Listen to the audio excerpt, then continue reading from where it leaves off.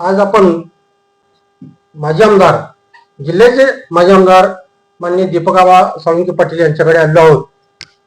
कर्मयोगी श्रद्धेय सुधाकर पंत परिचारक मालक यांच्या 6व्या पुण्यस्मरणानिमित्त त्यांच्याबरोबर ज्या ज्या लोकांनी सामाजिक राजकीय क्षेत्रामध्ये कार्य केलं त्यांच्या काही आठवणी आपण जाणून घेण्यासाठी आज आबांच्याकडे आलो आहोत.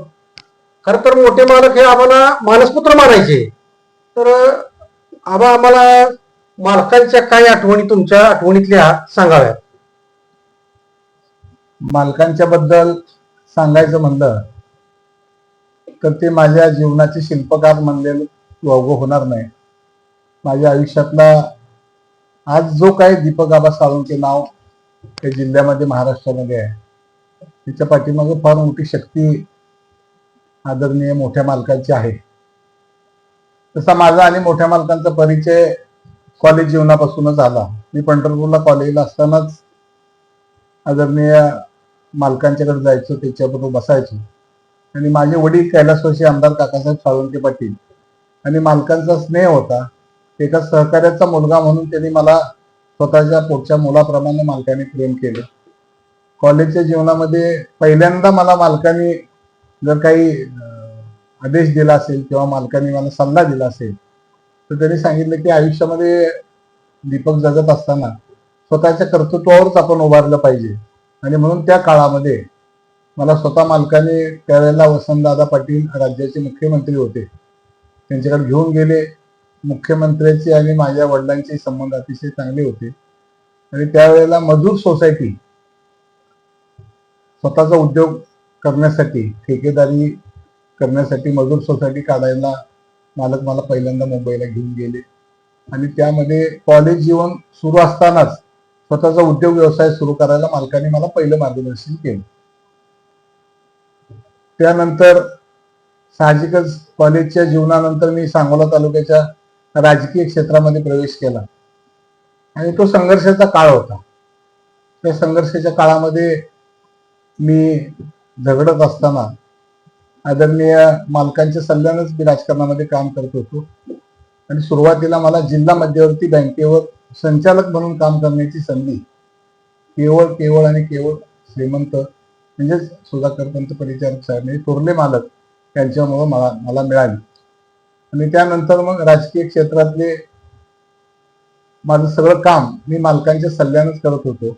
आणि त्या काळामध्ये हळूहळू माझा स्नेह एवढा वाढला की मालकाने माझ्यावर पुत्रव्रत प्रेम केलं. आणि स्वतःच्या मुलाप्रमाणेच मला त्यांनी आजपर्यंतच्या काळामध्ये शेवटच्या टप्प्यापर्यंत त्यांनी मला सांभाळलं. जिल्हा मध्यवर्ती बँकेचा संचालक झाल्यानंतर सांगोला सहकारी साखर कारखान्याच्या उभारणीची जबाबदारी चेअरमन म्हणून माझ्यावर जेव्हा पडली त्यावेळेला साखर कारखाना उभा करणं ही फार अवघड गोष्ट होती. आणि मग मी मालकाच्या सल्ल्यानं मालकाने स्वतः मला दिल्लीला नेलं, अपराजाला आणलं, लोन मंजूर केलं. आणि कमी पडलेले पैसे त्यांनी स्वतः बँकेतले, ब्रह्मदेव दादा माने बँकेचे, शिवदारे अण्णाच्या बँकेतील असं सगळी मदत करून केवळ मोठ्या मालकांच्या सहकार्याने सांगोला सहकारी साखर कारखाना हा उभा राहिला. आणि त्याच्यानंतर माझ्या आयुष्याचा कळस राजकारणातला तेव्हा ज्या शिखरावर मी पोचलो, आमदारच्या रेसमध्ये असताना आदरणीय मालकाने माझ्या बरोबर परिचारक साहेबांच्या आपल्या पवार साहेबांच्याकडे येऊन त्यावेळेला विजयदादा मोहिते पाटील साहेब होते, त्या सगळ्या मंडळीने मला पवार साहेबांकडे घेऊन गेले. आणि विधानसभेची जागा लढवायची आहे की विधान परिषदेवर तुला आमदार करतो म्हणून शब्द दिला. आणि तो शब्द केवळ मालकांच्यामुळे पूर्ण होऊ शकला. आणि माझ्या विधान परिषदेमध्ये प्रचाराचं जे काम होतं ती धुरापूर्णपणानं मालकांनी सांभाळली. आणि त्यांच्या प्रयत्नानं मी आमदार म्हणून या जिल्ह्यामध्ये राज्यामध्ये काम करू शकलो. अशा असंख्य आठवणी आहेत की ज्या मालकांच्या बरोबर माझ्या आयुष्यामध्ये शेअर केलेल्या. खरं तर जुनी लोक सांगतात की मालकांचा स्वभाव असा होता, सहसाही कोण पुढे बोलत नव्हतं, पण दोनच व्यक्ती होते की एक आबा आणि स्वप्न साहेब. ते मालकाशी गप्पा मारत बसले, चेष्टा करणे, चेष्टा मस्करी. आणि मालक शक्यतो तुमच्यावर कधी रागवत नव्हती दोघांवरती, अशी जुनी लोक सांगतायत. त्यातला काय एखादा किस्सा सांगा. नाही, मालक रागावत नव्हते असं काय नव्हतं, पण मालकाला धाडसानं बोलणारा मीच आणि सोपल साहेब हे बरोबर आहे, तुम्ही बोलताय ते बरोबर आहे, पण मालकांचे तितक्या सगळ्यापेक्षा जास्त शिव्या पण मीच खाल्लेल्या आहेत. एकदा आम्ही दिल्लीला गेलो आणि मला थोडीशी अशी ह्याची सवय होती. दिल्लीला साखर कारखान्याच्या कामासाठी गेल्यानंतर मालकांची सवय अशी की ते सकाळी उठायचे लवकर पहाटे 5ला, त्यांचं सगळं आवरायचे, स्वतःचं धोतर सगळे कपडे अंडरपॅन्ट बनेल मला स्वतः धुवायचे, ते वाळू घालायचे आणि आम्हाला सवय उशिरा उठायची. आणि मला दिल्लीला गेल्यानंतर मालकांनी सांगितले की आपण स्वतः आपले कपडे धुतले पाहिजेत. आणि माझ्या आयुष्यामध्ये मालकांच्या त्या स्वभावामुळं मी माझ्या आयुष्यातले कपडे धुवायला सुरुवात केली. म्हणजे अनेक गोष्टी आहेत की ज्या मालकाने मला शिकवल्या. अनेक गोष्टी आहेत. अनेक वेळेला त्यांच्याबरोबर मी त्यांच्याच घरी जेवण केलं. मुंबईला इथे आमदार असताना मी आमदार नव्हतो, पण गेलो की त्यांच्याच रूमवर राहायचं. आणि ते शाकाहारी आमदार साहेब आणि मी मांसाहारी. मग खाली मॅजेस्टिक आमदार निवास त्यावेळेला होता, आता ते बंद आहे. मॅजेस्टिक आमदार निवास मध्ये मी विश्वास अचानक गेलो मुंबईला. मला त्यांनी सांगितलं चल आपण खाली जेवायला जाऊया. आम्ही कॅन्टीन मध्ये जेवायला गेलो. पण त्यांचं नेहमीच ठरलेलं एक राईस प्लेट त्याला खायची ती. म्हणून तुला काय पाहिजे तू मागव. म्हणजे मी मांसाहारी असल्यामुळं मी आपलं मासे मागव, मटण मागव, चिकन मागव. आपलं मला पाहिजे तेवढं मनसोक्तपणाने जेवलो. आणि बिल आलं. बिल आल्यावर मालक म्हणले अरे दीपक, माझं आठवड्याचं बिल तू एकाच वेळेला जेवायचं कसं केलं. मला काही, मी तुमचा लाडका आहे त्यामुळे मला मोजायचं नसतं कधी म्हणत. अशा अनेक गोष्टी आहेत हक्काने अगदी म्हणजे हक्काने सगळ्या गोष्टी. आणि मी त्यांच्यामुळंच, म्हणजे केवळ मी वडिलांनी माझ्या जन्म द्यायचंच काम केलं फक्त, पण माझ्या वडिलकीचं सगळं जे आधारस्तंभ होते तेव्हा वडिलांसारखं मला जे प्रेम दिलं, वाढवलं, मोठं केलं, राजकारणामध्ये समाजकारणामध्ये जी मानाची मला जे स्थान आहे ते केवळ आणि केवळ आदरणीय श्रीमंतांच्यामुळे, मोठे मालकांच्यामुळे मी कधी विसरू शकत नाही. आणि त्याच्यातला महत्वाचा जे घटक आहे आमचा सहकारी साखर कारखाना, सांगोला सहकारी साखर कारखाना त्यांच्या आशीर्वादानेच उभारला. आणि दुष्काळामुळे आम्हाला कारखाना बंद ठेवावा लागला. त्यावेळेला माझ्या कारखान्यामध्ये चीफ अकाउंटंट म्हणून कुलकर्णी साहेब काम करत होते. ते अकाउंटंटचे चीफ अकाउंटंट झाले. त्याच्यानंतर एमडी म्हणून आमच्याच कारखान्यावर त्याला आम्ही प्रमोशन दिलं.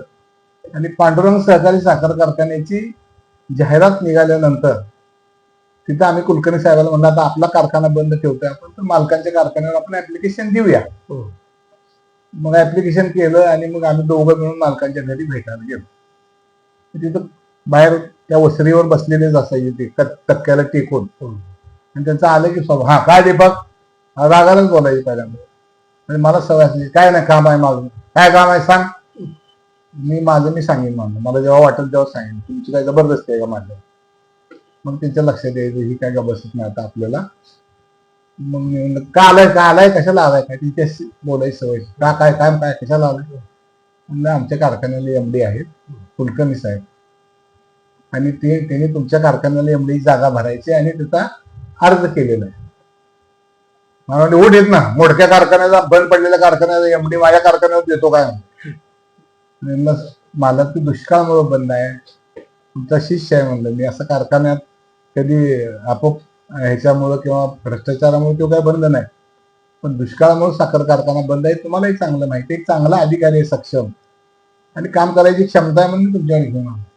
बरं ठीक आहे त्याला इंटरव्ह्यूला पाठवून दे.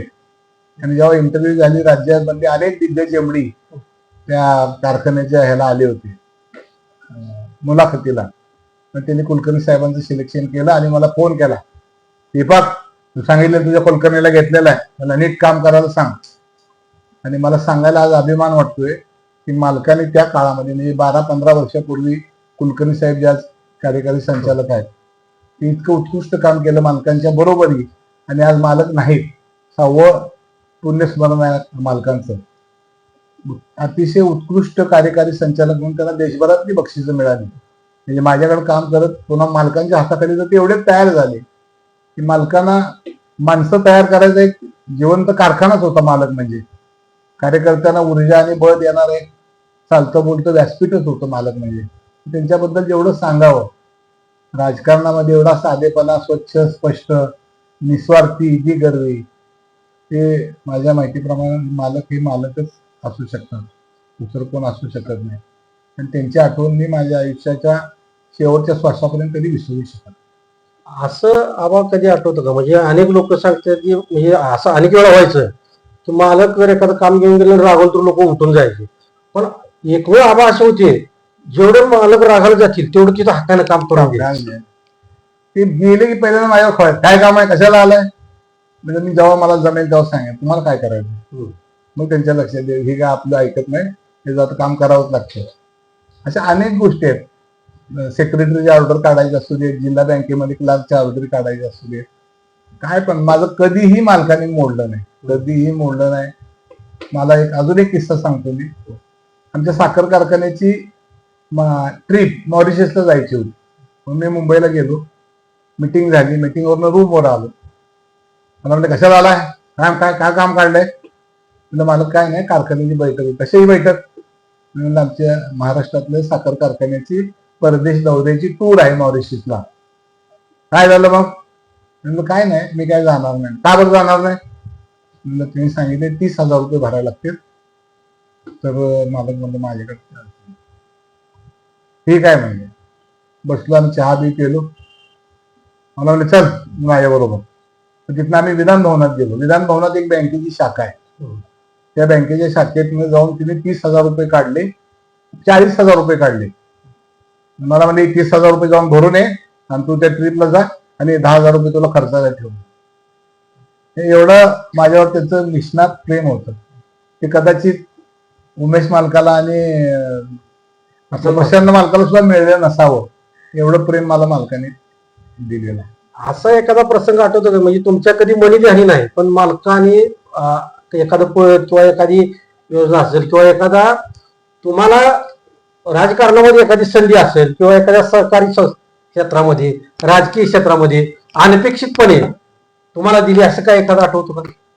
जिल्हा बँकेचं संचालकच माझ्या मनी ध्यानी नव्हतं. मला बोलवलं.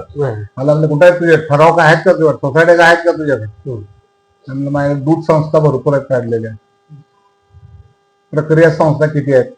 मला काही मनी ध्यानी स्वप्न नाही की आपण जिल्हा बँकेवर संचालक होऊ, हे मला कधीच वाटलं नव्हतं. मग मालकाने सांगितलं सगळ्या ह्याच्यातनं ठराव दे. आणि मग मी प्रक्रिया संस्थेतनं ठराव दिला, दूध संस्थेतनं ठराव दिला, पतसंस्थेतनं दिला.